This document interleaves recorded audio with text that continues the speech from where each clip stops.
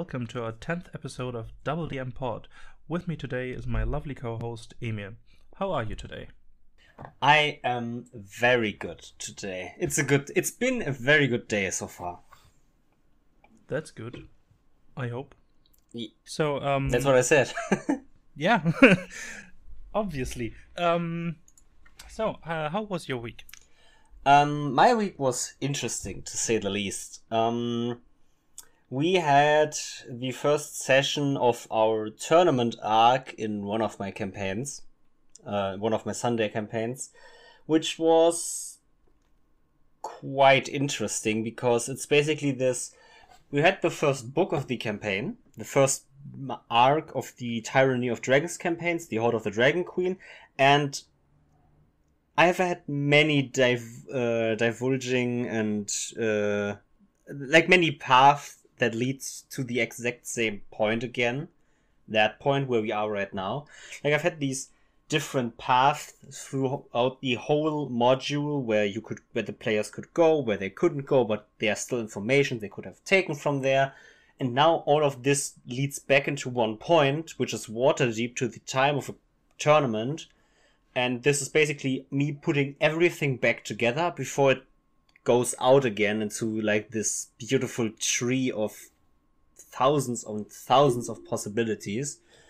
It's a tournament. Players will meet allies, foes, friends, backstory characters. They will get information they need. They can get the information they collected to the people that actually need it and collect money, which for contracts they did. They can basically do everything, and it's basically a big sandbox with this tournament in the middle, which is just there, and everything else going in circles around it. So there's a lot of stuff happening, and I needed to prep a lot of stuff, and I made it with like 5 seconds to spare before the session actually started.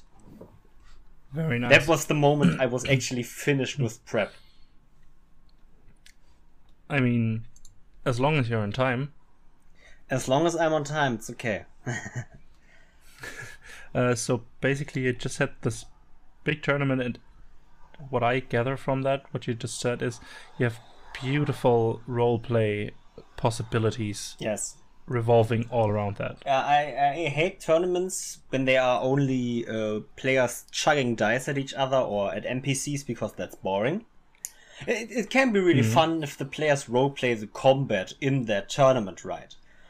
Like, if they actually want to have the tournament. But if the tournament is just a means to get to some end for the DM, make sure players get enough opportunity to actually do what they want. Because a tournament can feel like a drag if it's what you want and not what they want. So exactly. Give them a lot of roleplay opportunities next to the tournament or in the tournament. Like, a tournament arc is great, in my opinion, because the tournament itself doesn't work in D&D, you could say. It just isn't interesting. But the whole arc around the tournament is very interesting. Because tournament arcs you have a protagonist, you have an underdog, you have an antagonist to the protagonist, you have overpowered people that come in and get destroyed by the underdogs. You have so many amazing stories you can tell in a tournament arc. You just need to tell them. And either your players are those protagonists or antagonists, and underdogs or not underdogs, but you need to tell the stories, and your players need to be on board with those stories. If your players don't want to be the antagonists to an actual important person in the tournament, then don't make them, because obviously you can't really make them antagonists, because they are always the protagonists of their story, because it's their story and yours. But yeah, you get what I mean. DMs can't have the pleasure of, this is my tournament and not yours. It's one of everyone at the table. And don't antagonize someone just for antagonizing someone. Yeah, you need to do it right. If you antagonize something, you have to give them a purpose why they are the antagonist of that specific story arc. Yeah. Or story bit that you do during this tournament arc. Yeah, I would love to talk more about this, but my players haven't even had the first day of the tournament yet. They just had the pre-examination for the 128 participants. 128 participants. And so you created 128 and even more NPCs? Generally, or at least roughly? Yes, I did. Oh boy. But But I will give a tip to everyone out there if you plan to do this. Divide and conquer is something I learned as a computer science nerd, computer science student at the university. Divide and conquer. For example, you have 128 participants in the tournament, and you have 6 players. Your players can't fight every 128 of those. They fight around 24 of those, or something, 22 or something. So you don't need to make more stat blocks than 22. You don't. The names of those people are actually completely irrelevant. The stat blocks aren't. You need stat blocks for everyone they are fighting. But this is only the tournament. If there is an enemy that in the tournament gets put out already, like is eliminated from the tournament, but still comes in later in the story, you obviously need a stat block for that as well.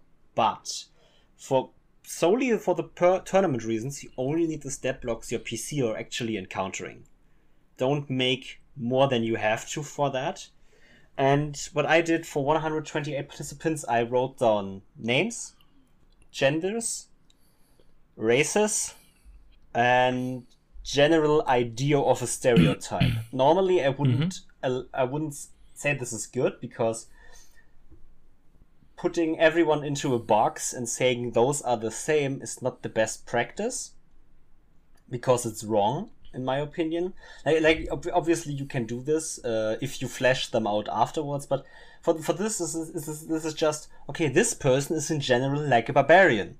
They are strong, they are maybe not the smartest, something like that, which gives me a rough idea, if my players want to interact with them, how I can play them. The rest I will improvise when they actually do. Yeah, it's just a helping hand for you to flesh out those characters afterwards, or if they really choose to talk to them, how you would talk as them. I can tell everyone out there, 128 NPCs is something you can never prepare. Never ever. Yeah. Not even with enough time, in my opinion.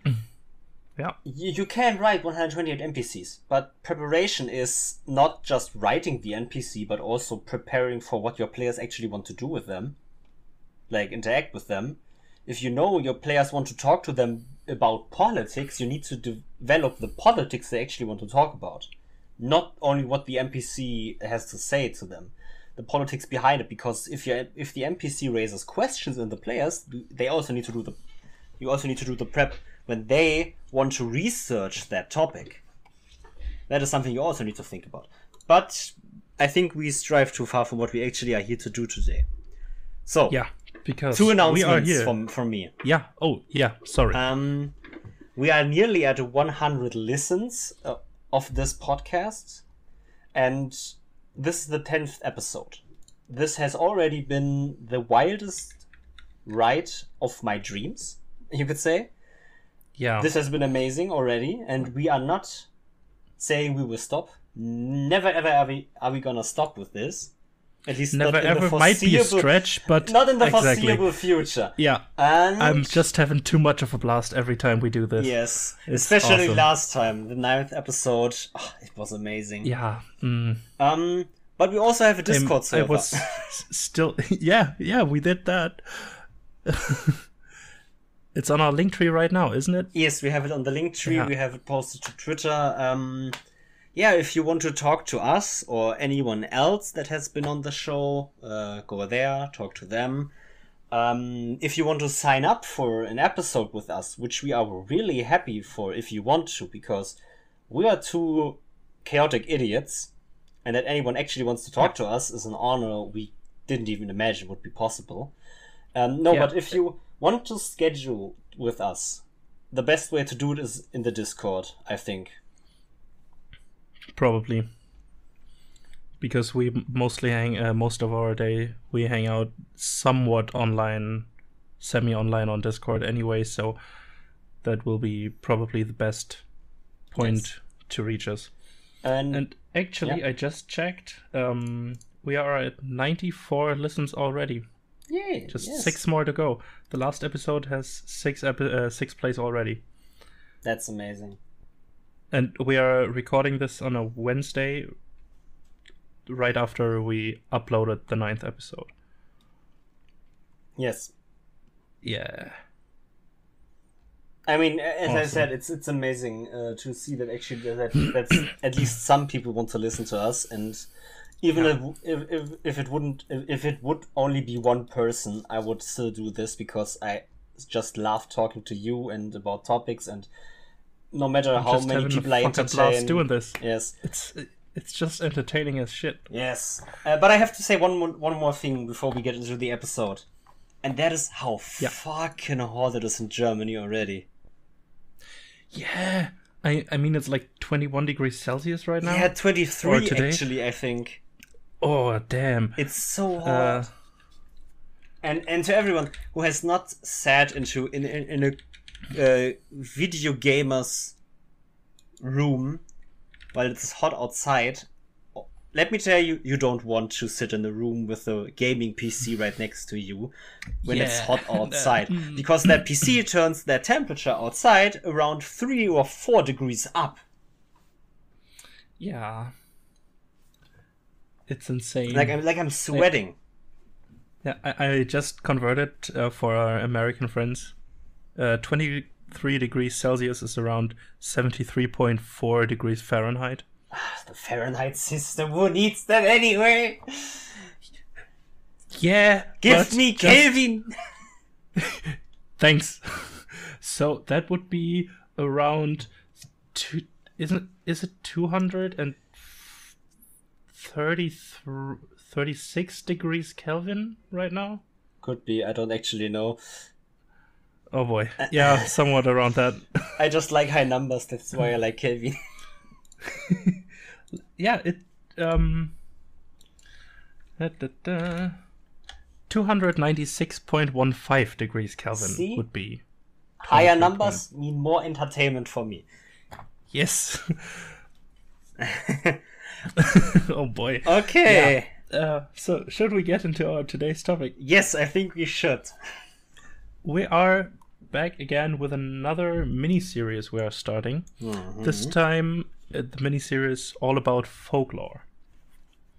And the first episode is about Germanic and German folklore, because obviously we know that best, because we grew up with it, basically.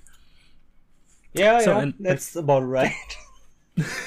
The first question I have for you is, where can you draw inspiration from folklore, fables, sagas, legends, or for what can you draw inspiration there? Okay.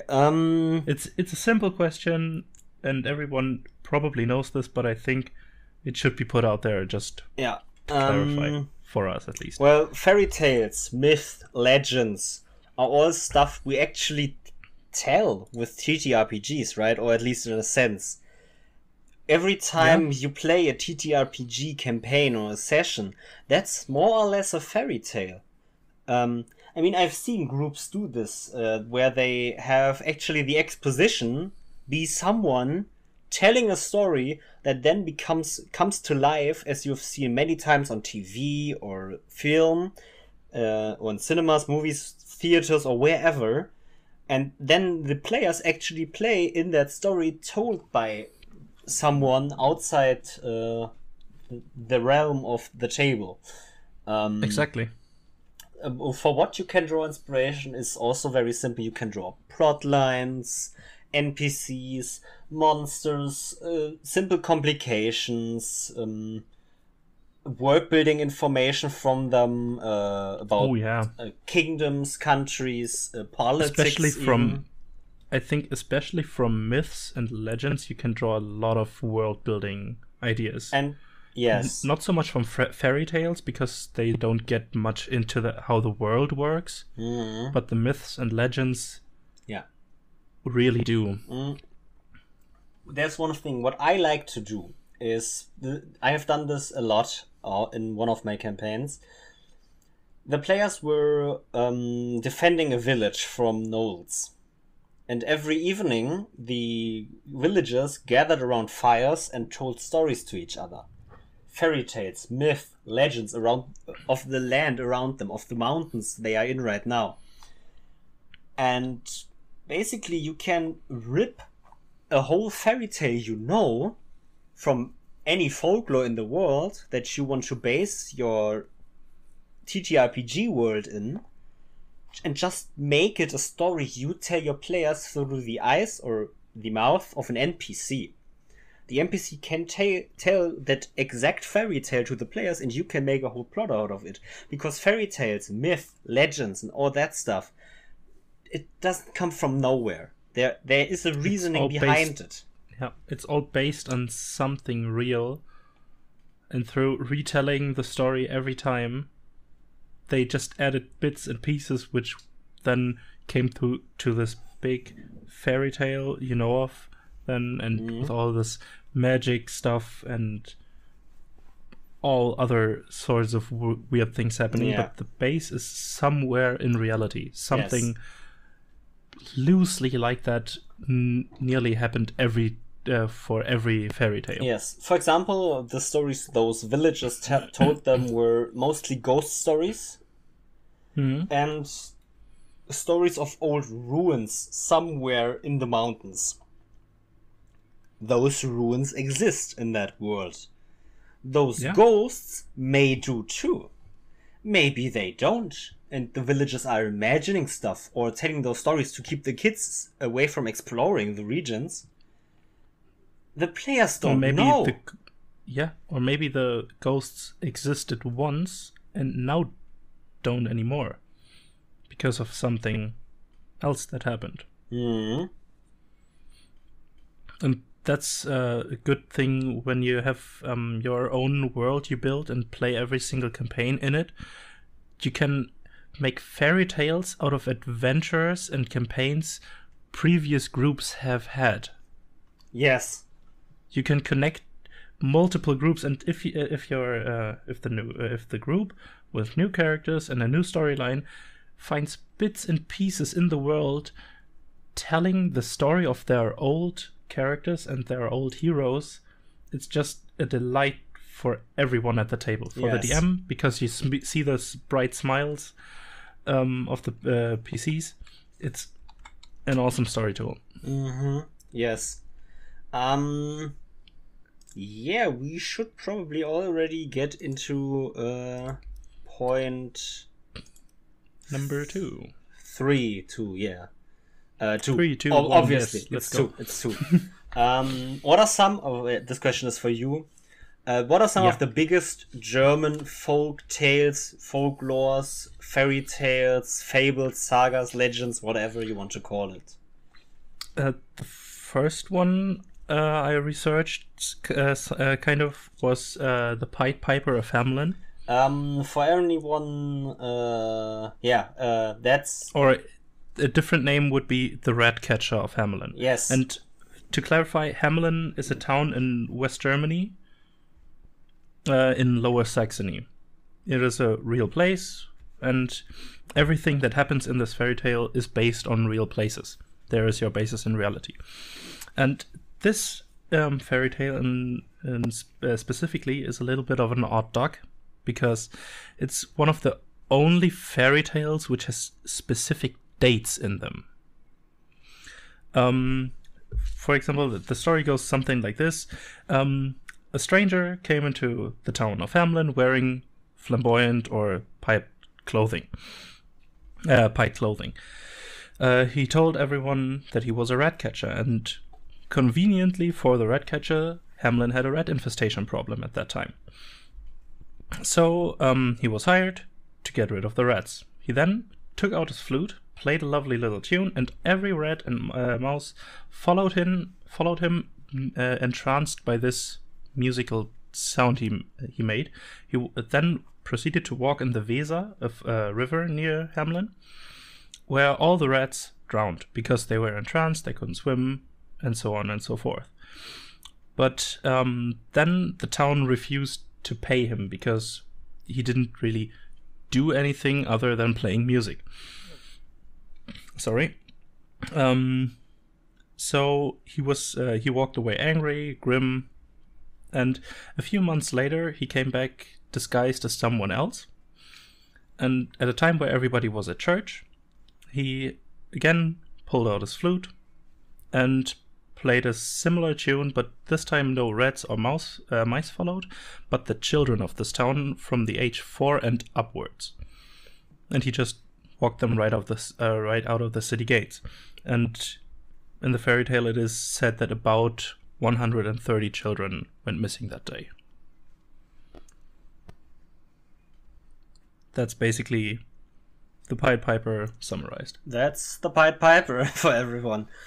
I mean, because the Pied Piper, for example, isn't one of the Grimm tales. I'm sure everyone out there knows the Brother Grimms, which collected a lot of German fairy tales and folklore and legends and all that. This is an important distinction. They didn't write them themselves. They just collected Yes, those. they wandered about in Germany and let the people tell them their stories, wrote them down and published them as a collection of fairy tales across the country. This is very important, and it's very important that the Pied Piper isn't one of them, because the Grimms actually made it their mission to make them somewhat timeless, the fairy tales, not having any numbers in them, for example. Numbers can make it too specific. The fairy tales, for especially the Kinder- and Hausmärchen, or fairy tales for children, which are the ones that actually everyone around the globe somewhat knows, like Snow White, Little Red Riding Hood, Rumpelstiltskin, Rapunzel, Hansen Luck, Hansel and Gretel. Those are the ones that are from the Grimm Brothers, and those are the ones that are for children, or at least made so you can tell them children to actually teach them something.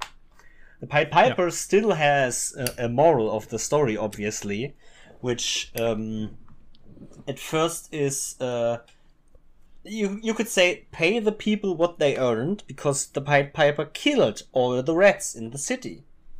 Pay him for what he did, or else he's gonna take your children.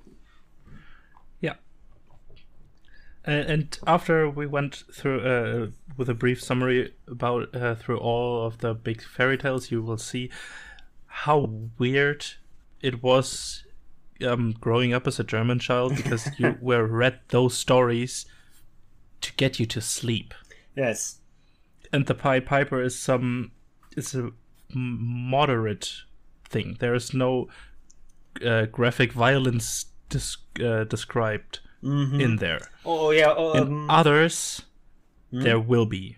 Yes, and those are for children. Yes, exactly. I wanted to put this out before we actually get into that. Viewer discretion is advised, or listener discretion is advised for this. There are some topics discussed in these in this episode and in these fairy tales that may not be for everyone. Graphic violence, gore, all of that stuff. It's a topic of these fairy tales. Yeah, and that's why we are a little bit hardened, you could say, through this kind of things, because we grew up with them. Yes. There are even gorier ones for children. That's just insane how crazy the Germans are sometimes. Yes. But we should get into the next one. Yes, Snow White. The next one, exactly, Snow White. It was a beautiful girl was born, and with a nearly white, pale skin, red lips, and black hair. And the queen of this country was so envious of her beauty that she always asked the speaking mirror who was the most beautiful in the entire land, and it always said it's Snow White. And one day she couldn't take it anymore and sent a witch or some old hag with an poisoned apple to Snow White, which she bit off and since then died. But she was buried in a glass casket. Casket is the word. Casket. Yes. In a glass casket, and the prince from some other country just found her so beautiful that he had to take her. The servants that carried the casket then stumbled over a root, and the poisoned apple piece fell out of Snow White's mouth, and then she lived again. Yay!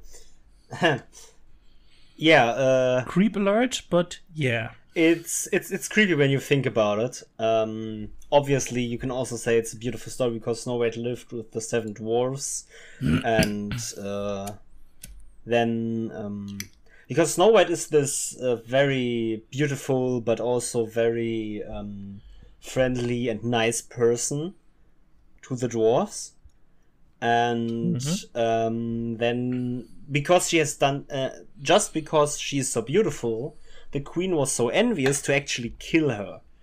And this is basically also the morale of the story again. Like, again, this is from the Grimms. Everything of this has somewhat of a morale you could interpret into it. The queen was envious and killed Snow White. Snow White came back and became the queen of another country.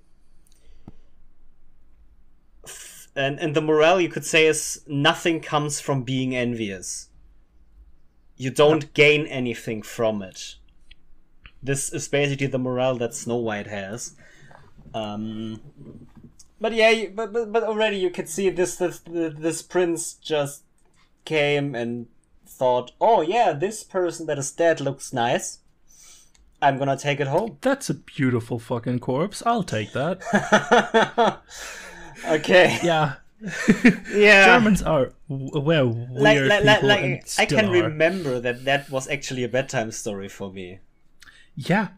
I mean, the Disney movie is closely related to this fairy tale, but leaves out the creepy bits. And I want to say something. Because every German will now think of one thing in his head, or their head. Simsalagrim.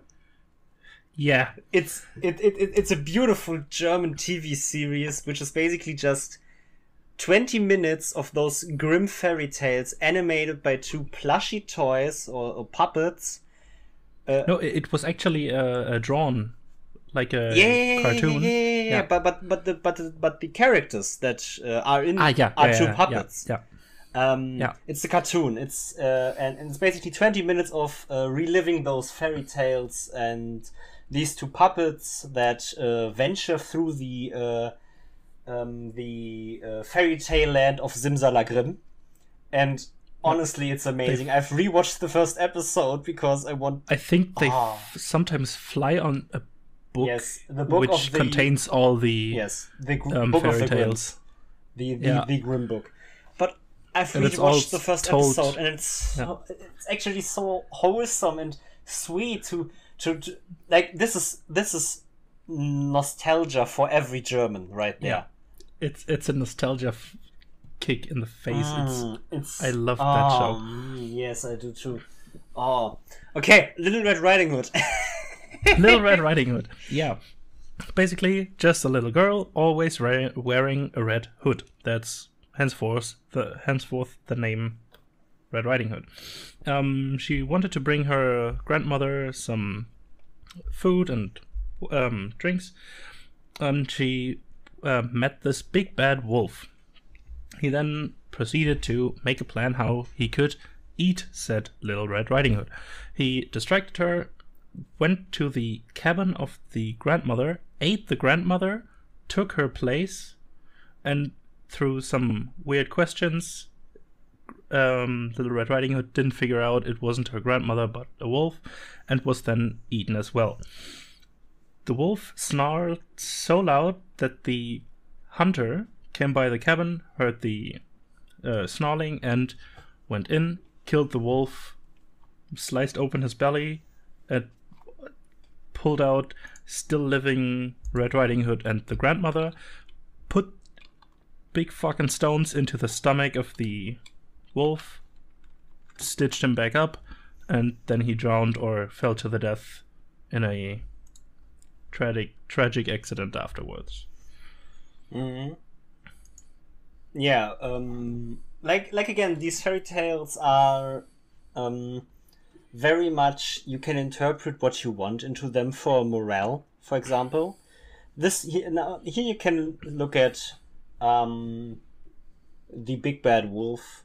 He was too confident that he was successful and nothing could hurt him anymore, so he went to sleep, snored too loud, he ate too much, and all that. This leads to him being discovered by the hunter saving the people, and the wolf falling down a well and never getting out again. You can also say that the Red Riding Hood should have been more careful around, first of all, her grandmother and the big bad wolf. And, again, this is... It's big because you can interpret so much stuff into this, which is why I think that in general folklore and myth and fairy tales are actually so important for finding inspiration of anything, because they leave so much room for interpretation why some things happened and how it happened, that it's very good for especially dungeon masters to get information or inspiration from those fairy tales. Exactly. Now comes the one which name I can't speak in English. Yeah, it's Rumpelstiltskin, or in German Rumpelstiltchen. It's the small form of the word Rumpelstil. The chen is just the small ending. This fairy tale was a miller wanted to marry his daughter to a king. He told the king his daughter could make straw into gold. The king obviously couldn't believe that and locked her up in a room where she should make straw into gold. She couldn't, so she began to cry, and a little man just appeared and offered his help. He would give her the power to make straw into gold in exchange for her firstborn child. The daughter agreed, and so she made straw into gold, married the king, and as soon as the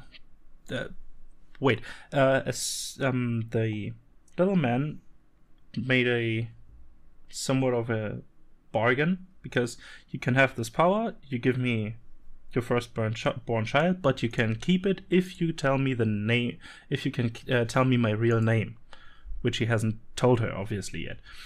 And then once the first child was born, the little man, Rumpelstiltskin, just came and said, "Give me your baby now, I want it, or can you tell me my name?" And he danced around a fire, always singing a little tune with his name at the end, which someone overheard, and so the name was brought forward to the now queen of that country, and she could keep her child. But yeah. Mm-hmm. Again, like people can already see that we have somewhat of a scheme for this. You tell the fairy tale, I tell the morale of the story. Yeah. This is planned. Wow. We do actual planning for the episodes. No. It's getting better, the planning. Actually. Like in the first episode, we hadn't anything planned. It's just was, let's do this. Okay. All right. Okay. No. Rumpelstiltskin is a story of pride, I could say. Rumpelstiltskin was too proud with what he had achieved and didn't think through that singing your name around an actual campfire could attract attention to you.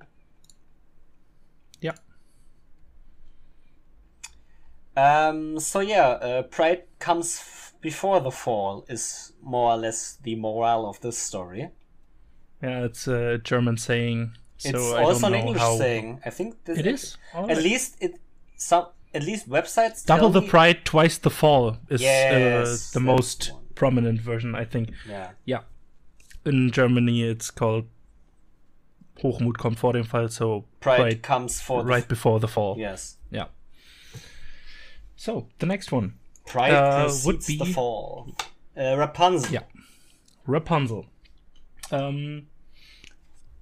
man and a woman lived in a cabin. The woman fell sick or wanted just something to eat other than what was in their garden. So the man was tasked by the woman to get something from the forbidden garden of an evil witch, sorceress. We don't know. In Germany, it's the same thing, or the same word for it. So there is no real difference there.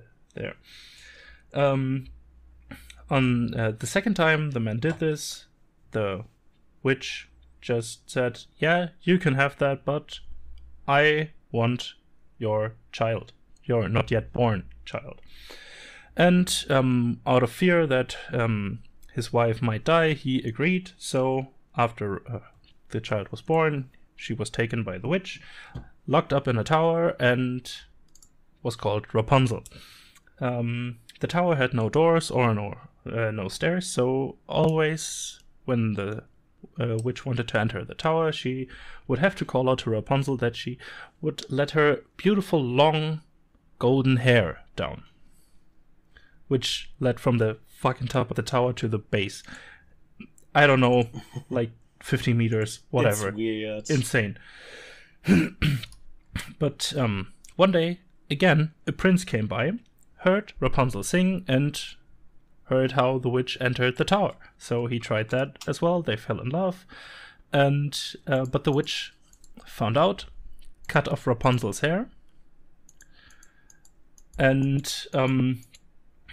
tricked the prince into coming back to the tower again, let him up, and vanished from the tower. The prince then proceeded to jump off the tower and gouged his fucking eyes out when he hit the ground in a thorn brush. He then wandered around aimlessly, and somewhere he heard the voice of Rapunzel, which was then mother of twins already. I don't know when that happened, but it's weird. It's German folklore. German folklore, yeah. And then they made a plan to kill the witch and lived happily ever after.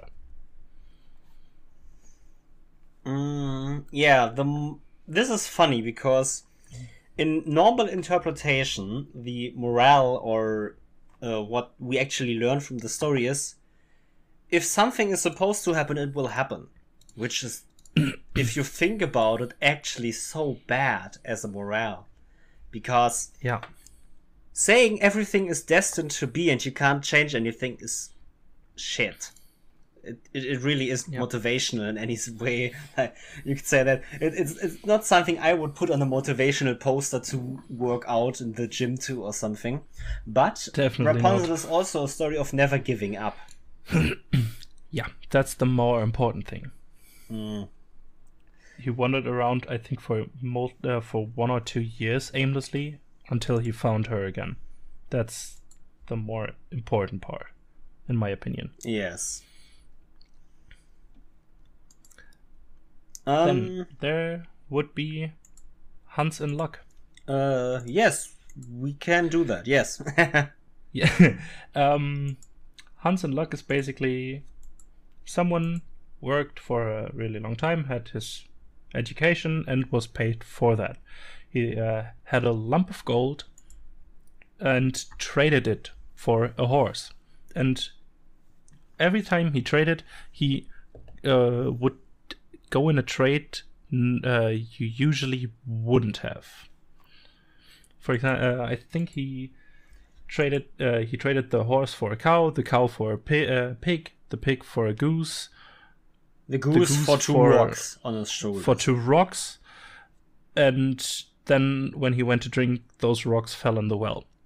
But then he was happy because he didn't have to carry those rocks anymore. Yeah, the Hansen Luck is a story about he's always unhappy with the situation he's in, but is always happy if he changes that situation. So you could say the morale of the story somewhat is, if you're unhappy with your situation, change it to a situation you actually are happy with. Because at the end, he doesn't have anything. But he's happy because he doesn't have to carry weight on his shoulders. He doesn't have to... He does not have an animal to feed. He doesn't have anything. He didn't earn anything, but he also didn't lose anything. You could say that. Make the situation you're in the most comfortable and positive you actually can be. Wow, this has gotten more motivational than I actually thought it would become. But I love it. I think because we are running kind of short on time, we should move on to Hansel and Gretel. Yes. The last of the big German fairy tales.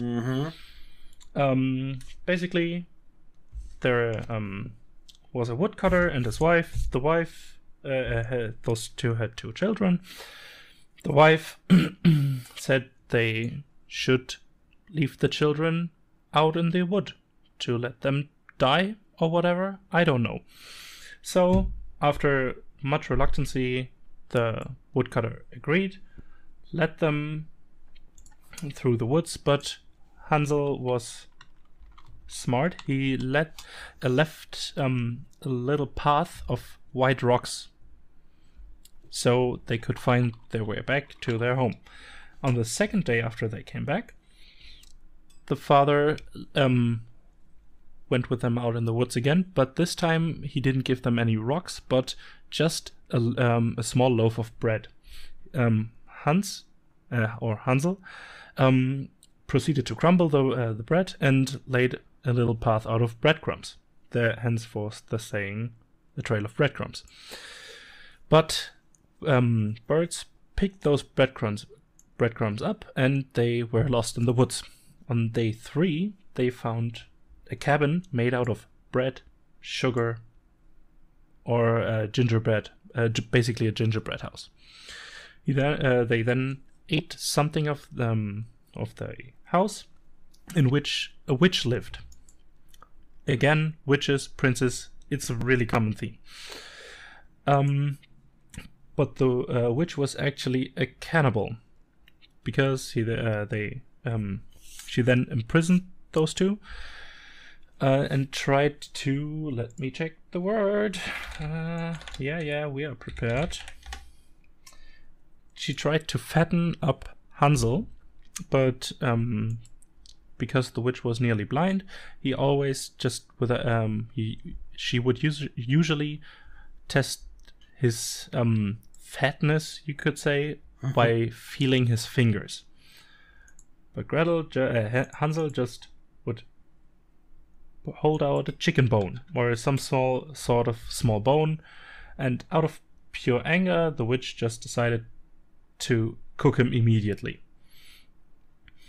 Then they somehow pushed the witch in the oven and freed themselves and went back home. During that time, the mother died, and the 2 children and the father will live happily ever after. Yay!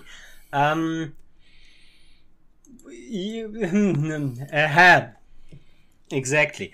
No. Yes. Hansel and Gretel is a story of trickiness. What's the word in English? Well, first of all, let's come to the basic morale that is very simple, which is a very important one, and I think Hansel and Gretel is the most prominent story when it comes to this. Do not trust strangers in any way. Never trust a stranger. Not out in the woods. Especially not if they live in a house made out of cake and candy. Because if that is the case, you are probably on drugs and shouldn't trust anyone. Exactly. Not even your own senses. Yes. I think we actually already talked about point 3 in the obvious things, so I wanted to quickly put this together again. Yeah. In general, again, folklore is tradition, jokes, tales collected and merged or diverging over time and to new stories or different stories. It's stories that get told many times and change throughout those retellings. And folklore is a big reflection of how the people feel, about the state of their current country. If the country is at war right now, the stories are gonna get way more about war, loss, and death. In general, way darker. Yeah, than probably. before than peace times. Peacetime stories are different. If people suffer in the country, their stories will be different again. Germany, for example, was a country when most of those fairy tales we just talked about were collected or written down. It was a country of little baronies, duchies, kingdoms, and empires. It wasn't a big country altogether. It wasn't unified or anything. We had there was one king or emperor, which then this whole land was ruled by him, but this land was divided into smaller pieces, which were this again is 1800. Think about it, this is 17th century Germany. There wasn't a king. We had the Austrian Empire. We had the Kingdom of Bavaria. We had the Kingdom of X. There wasn't even a German king or something, or a German emperor. Yeah. There was 500 of them. Yeah. Having different stories and all that. Overruling. Mm-hmm. Yeah. Yeah. Do you have a favorite bit of German folklore? A favorite bit? Not really, because there's just so much, but the big ones obviously are big because they are so often told, and henceforth the liking. I took a liking to them because I heard them when I went to bed nearly every night when I was little.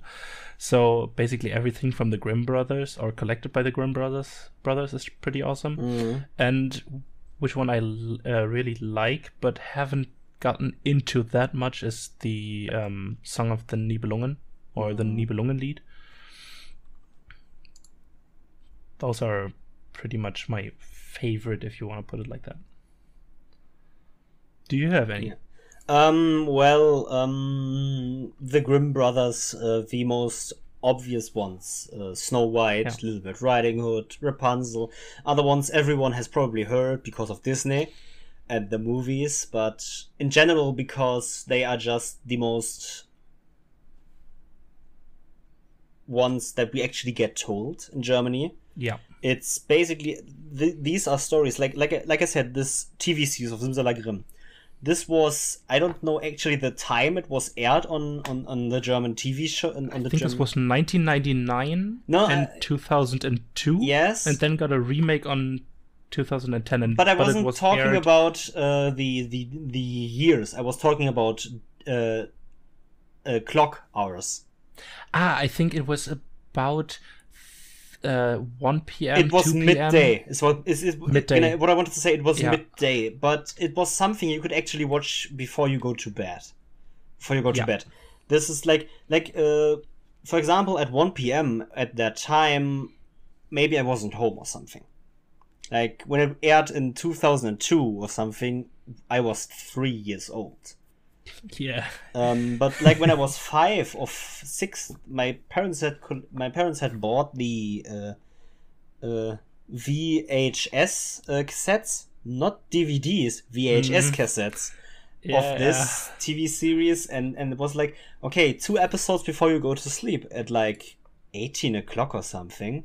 And then Yeah. I watched 2 episodes, and I was able to actually switch to the ones I wanted to listen to. And Little Red Riding Hood, for example, was one of the most watched episodes I think I have had. It just was this way. We are definitely diverging from the path of our script, but this TV series actually made these fairy tales so much more attractable to the children. Actually, I think. Yeah. Because it was a way to visualize what we already had in our heads. Yes. And it was pretty close to how children would imagine how a fairy tale would look like. Yeah. Not how it was written, but how we imagine it should go. Everyone out there that doesn't know this TV series, so basically anyone that isn't German out there and listening to this, take the time and Google Simsalagrim with a lot of M's.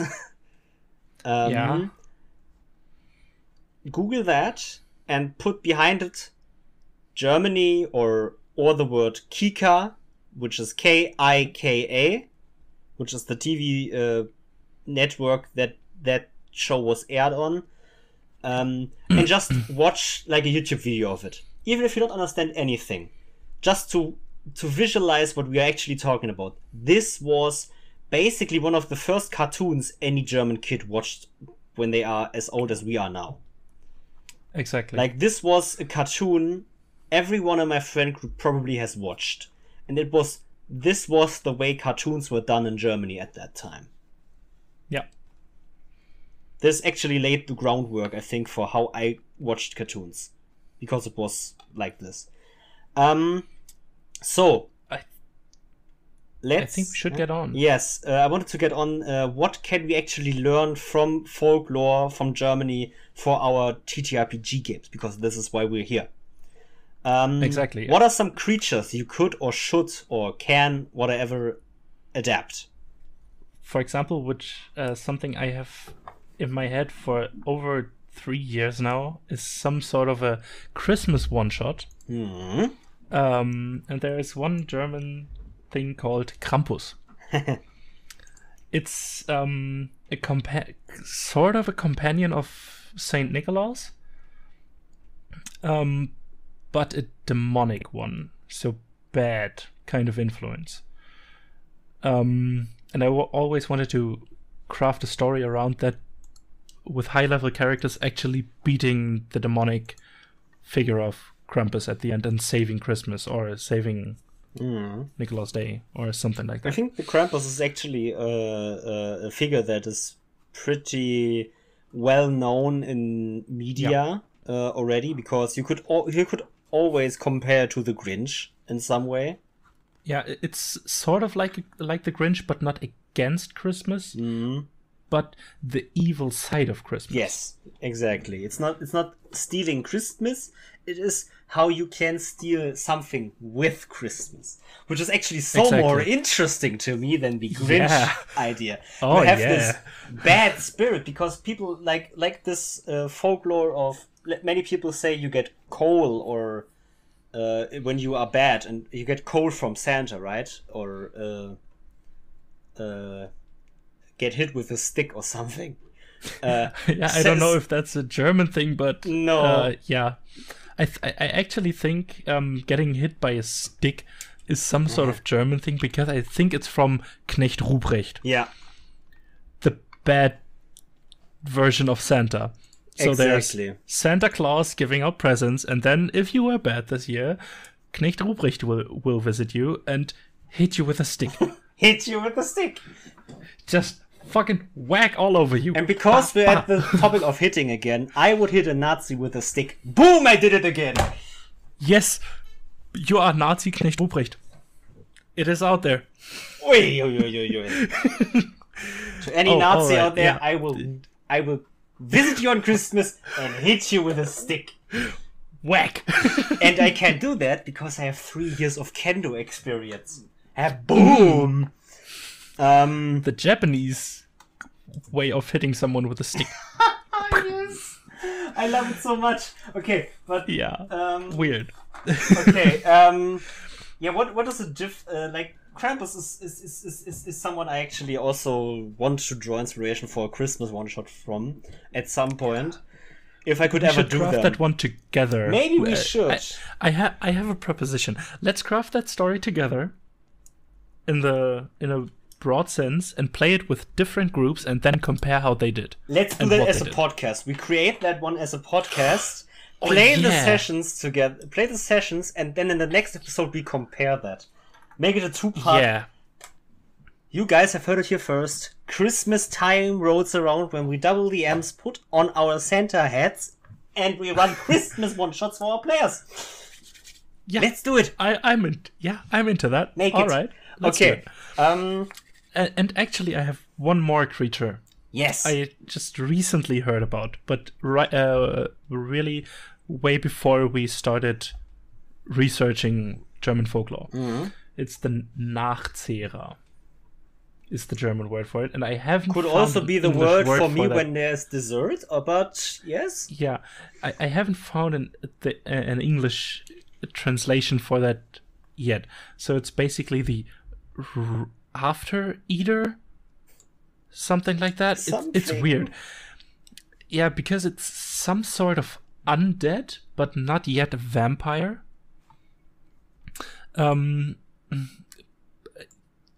Because vampires somehow leech life force by biting people and drinking their blood. But Nachzehrer don't have to leave the grave for that. They just chill there and leech your fucking life force out of you just because you're standing somewhere in their influence radius. And now, please, every DM hearing this, let your DM minds run wild with a story about players visiting a town with a graveyard, people being sick, ill, dead. Nobody knows why. Players need to find out. They do everything. Try to find any curses. Nothing. Try to find anything. Nothing. No creatures. Nothing. Then they come to the graveyard. And they find out that in one of the graves, there's a creature they need to take out. This is also amazing for a monster, if you think about it. A monster that draws life force out of people without actually being there to draw the life force out. Yeah. I will actually talk to you about that after the podcast because some of my players are listening for the big one. Mm-hmm. And there's something from all of this stuff. I know some of my players are listening as well, but they know I will put this against them anyway. They have no way around it anymore. Yeah, and they you probably put me know up too, to but it. Yeah. It's your fault. Bet your ass I did. Some angry WhatsApp messages in the next few days. I don't give a shit. I want to talk. Do you have any Yes. creatures you my favorite creature you could say in all of his in fantasy TTRPGs and all that is the Doppelganger. Yeah. I love the idea of having someone basically resembling someone to a fault. Doppelganger is a shapeshifter, and it's a creature that can imitate you perfectly. You cannot find a doppelganger by asking them questions, for example, about the person, because they also resemble the mind of the person in German folklore, at least. Yeah. They are stronger than any shapeshifter because they imitate how that person thinks. They imitate their memories. You can't ask them, hey, what's my name? Because they know from the memories of the people, which is amazing. Mm-hmm. For anyone having a hard time figuring this out, the Witcher games, or the Witcher TV series, has doppelgangers that actually imitate memories. Yeah, way cooler than a shapeshifter. But yeah, it's basically the changeling race from D&D, but plus 1,000,000 because they changed the mind as well. Yes. And that's big brain move. Yes. I also awesome. want to say this is more German plus Nordic shared folklore, but the dwarves, which everyone knows about. Yeah. Dwarves They're being based in Nordic mythology, but because Nordic mythology is somewhat the basis of our German folklore, they are pretty much, depending on when you look at folklore, they are intertwined heavily. Because it's geographically the same place. Yes. Or the same places, to say. Well, about dwarves, you don't need to talk much. Small folk, beards, living in mountains, grumpy all the time. Crafting shit with hammers. The usual stuff, obviously. Yeah. Also, and this could be because I'm a huge Witcher nerd, but the Wild Hunt. The Wild Hunt is also something that comes a lot in German folklore or Slavic folklore, at least, as well. In general, Middle European folklore. The Wild Hunt is this, are these ghostly hunting spirits that are like not of a demonic or angelic presence. They are just hunters. They hunt the things they want to hunt them down, kill them, and pull them into somewhere. Nobody knows where. And this image of thousands and thousands of hunters riding on horses through the sky in dark clouds, hunting someone is amazing. Also to be found in the Witcher 3 game, The Wild Hunt. Because basically everything mythological from The Witcher is somewhat based on European folklore, Middle European folklore, because it yes is from a Polish author. Yes, Andrzej Sapkowski, I think. I can't speak the name, and I'm sorry to every Polish person listening.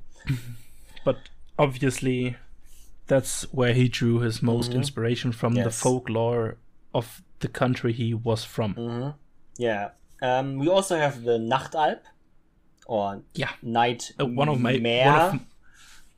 my favorites, because I love how it converts to our today's day society. Yeah, then you talk about it, please. Because the Nachtalb, or the nightmare, is a creature which haunts you in your dreams. Therefore, the names of are nightmares. If you dream bad, it's a nightmare, because based on folklore, a nightmare haunted your dreams. In Germany, it's called the creature is called Nachtalb, and if you have a bad dream caused by a Nachtalb, it's called an Albtraum, because Traum is the German word for dream. So, yeah, and I just love the connection between the creature and some words that are still used today on a daily basis. And this creature again is amazing, I think, because having a creature that is basically again very weird, because they don't really fight in any way. They just are there. They are again a problem you need to solve somewhat without combat. They are spirits that only come at night, creep through like little holes in the walls or in the doors, keyholes. Hard to detect. They are hard to detect. They sit on your chest until you wake up, and if you wake up, they are not there anymore. And basically, it's amazing. Converting that to lucid dreams, that will be some sort of sleep paralysis demon. That's exactly what a nightmare or a Nachtalb is. Yes. A sleep paralysis demon, haunting your dreams and causing nightmares. Okay, we should get on, because the next thing, what could you adapt from folklore plots, for example? Because I think folklore is meant to be somewhat easy to understand, so everyone understands, because folklore is for everyone. Nobody is too dumb to understand it, right? So the stories are made simple. With them being simple, for example, it's something like you could only take the rough basis, like the plots for Rapunzel, saving a princess from saving the damsel in distress from the tower. Everyone's done that. Do it again. It's fun. Yeah. Rumpel... It's a classic for a reason. Yes, obviously. Rumpelstiltskin is also very interesting because someone struck a bargain they don't want to keep up with. Break that bargain. No? Players are hired by the queen, who doesn't want to give away her firstborn child to this demon or to this fake creature. The players need to find a way. What do they do? It's an amazing plot. You also wanted to say the Pied Piper has amazing story components who you would want to adapt. Yeah, because again, being in a town where just here and there people gone missing, and you have to find out why. That's a false Hydra. Who did that? Kind of. Yeah. There's depending on how cruel you as a DM are, either they're already dead or are still alive and can be saved. Or even both. Who knows? It's your game. Make it the way you want to. Like this is the best advice we can give again. Look at something you like from German folklore, like we talked about. Like, you've heard something here that you would want to adapt. Take it. It's out there. You can watch, you can look at it. There are Disney movies about these things we talked about. There are translations of the actual stories. It's everything. You can find it and use it, because I think actually you can draw a lot from fairy tales, because TTRPGs are just us telling fairy tales. It's just us wanting to tell these stories and adding to those fairy tales.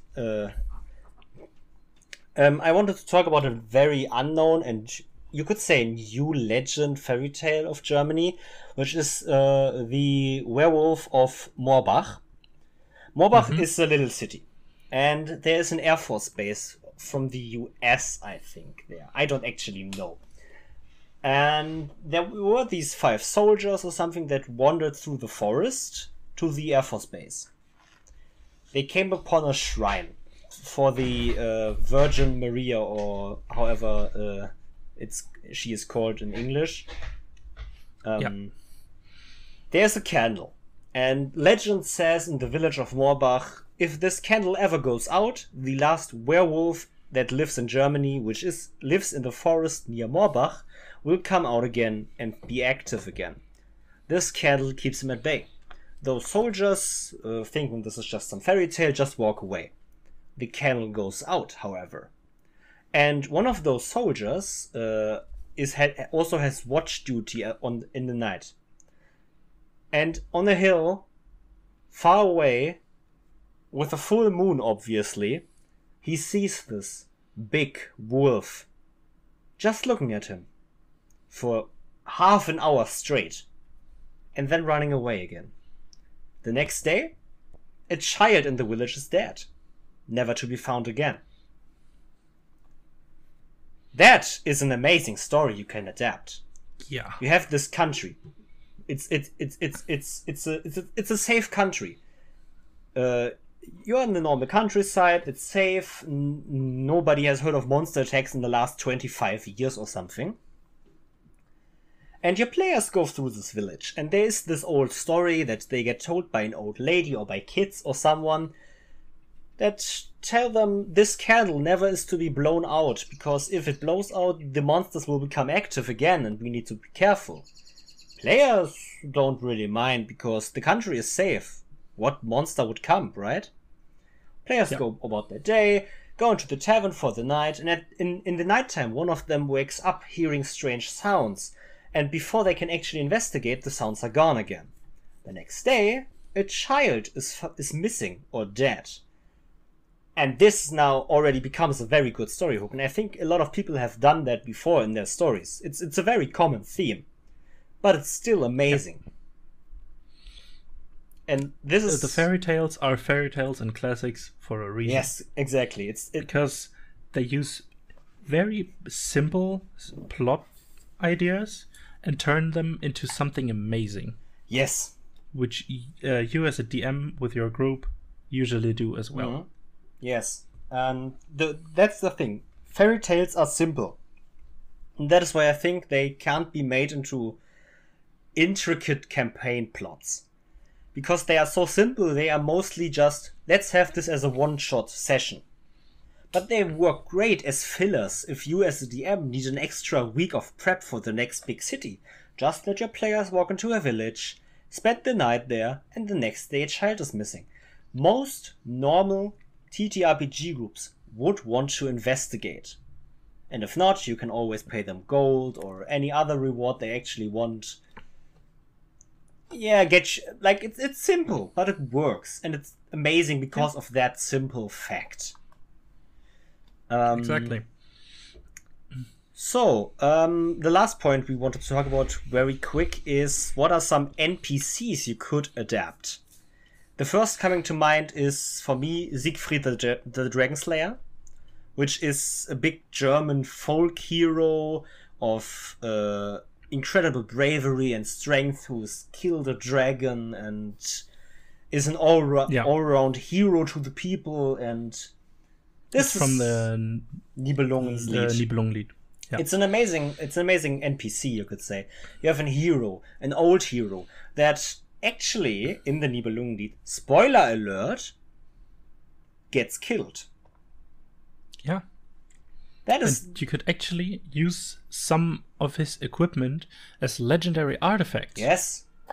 For example, the sword of the Siegfried. Yeah, for example. And one other thing that is a good plot device are cursed or hexed princes. Or princesses. Yes. Princesses. In general, cursed nobility is always a good plotline. I wonder how that came. Probably because the stories were told by the peasants. Common folk. Yeah. Okay, you wanted to say common folk. I wanted to say peasants. Yeah. Those people below the nobility. Yeah, I mean that's the common folk were mostly peasants. Yes. Some traders but in general there were peasants. But in general, all those amazing stories also mostly happened to nobility. Like in Snow White, the prince finds this beautiful wife, not like some farmer or some lucky boy. It's a prince. In Rumpelstiltskin, in Rumpelstiltskin, it's the future queen, which were the daughter of a miller. She's the daughter of a miller, but she gets married to the king. Yeah. Again, nobility. If there is something bad happening, it's mostly either because of nobility or happens to nobility. And if it's a story that ends not because nearly every of the stories somewhat end good, it's like there's mostly normal folk in the focus. But if something bad happens, it's either because of nobility or to nobility. Yeah. Nobility is always kind of there. Because the stories were probably always told by the common folk, the peasants, and not by the nobility themselves. This also shows social construct, again, which is very important if you want to DM, in my opinion, because you can learn a lot from this, because if you tell stories to your players as an NPC at a campfire, because where that NPC is standing, the viewpoint of that NPC changes the whole story. Exactly. And you should consider the viewpoint of that NPC when telling the story through him. Yeah. So, to summarize, German folklore is gory, weird, messed up, extreme, but I think every folklore somewhat is at some points. Yeah. There's a lot you can learn from folklore for your own TTRPG stories. There's a lot you can draw inspiration from folklore. And yeah, maybe this episode helped you somewhat with German folklore. I think we will do more episodes on other folklore with people that actually know the folklore of that place. Yeah. Like, I want to do Slavic folklore. I want to do Nordic folklore. I want to do Mediterranean folklore. Mediterranean folklore. I want to do Asian folklore. Oh, yeah. I also want to find out, because I don't actually know. Please, if you are American and America has folklore, please send it to me, because I don't know. And I want to find out if there actually is American fairy tales, and if so, what are your favorites? Please send them to me. Yeah, I would love to take a look. We can also make an episode on that, if there actually is enough folklore that people are actually interested, that we could be interested in. Yeah, sure. Because again, I love talking about this, because again, you can get a lot of inspiration from folklore. I think everybody listening to this already can see it, because we are at 1 hour and 15 minutes already, and that is without a guest talking. So I think we should close up. Yes, everything. That's what I wanted to do now, after I have summarized. We are finished for today. This was a great episode, in my opinion. Yeah, it was very fun. This was a fun one. We could have talked at least for an hour longer, but we want to keep this around 1 hour, 1 hour 30 max, so you guys can actually listen to this.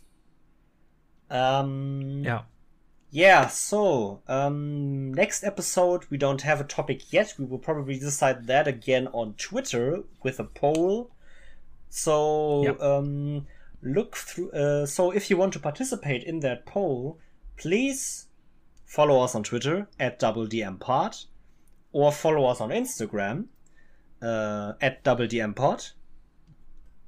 We have websites, and not websites. We have our podcast is listenable to nearly every podcast website: Apple Podcasts, Google Podcasts, Anchor FM, obviously, Spotify, and all the other stuff. Yeah, and just search for DoubleDM. This brings us to the end. Yeah, it was great talking to you. It was great talking to you as well. Yeah, it was great to have the people that actually hear this now, that you listen to this whole episode. We thank you so much for this. Yeah, and as you figured, this is a topic very close to our hearts. That's why we go on and on about it and can't seem to shut up. So I think now we should do. It was great talking to you about it, and great from you to listen to this. Have a nice day, and hear you on the next one. Bye bye. Bye bye.